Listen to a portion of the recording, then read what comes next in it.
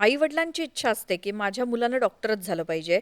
आमच्या घरामध्ये सगळे डॉक्टर आहेत, त्यामुळे माझ्या मुलीनंही डॉक्टर झालं पाहिजे. आमच्या घरात सगळे इंजिनिअर आहेत, तर माझ्या मुलानंही तेच केलं पाहिजे.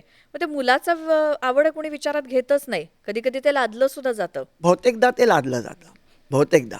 आणि माझ्याकडे अनेक मुलं-मुली येतात. ते आई-वडील सांगतात, की त्याला सांगा, की "तू डॉक्टर हो किंवा इंजिनिअर हो." म्हणतात, "ते जोक तुम्हीच का?" म्हटलं, "हो." तर म्हणे, "आमच्या मुलाला सांगा ना अभ्यास करायला." म्हणे, "मार्क मिळत नाहीत." म्हटलं, "किती मार्क मिळतात?" तर म्हणाले, "80% मिळतात." म्हटलं, "80% काही कमी नाही ना?"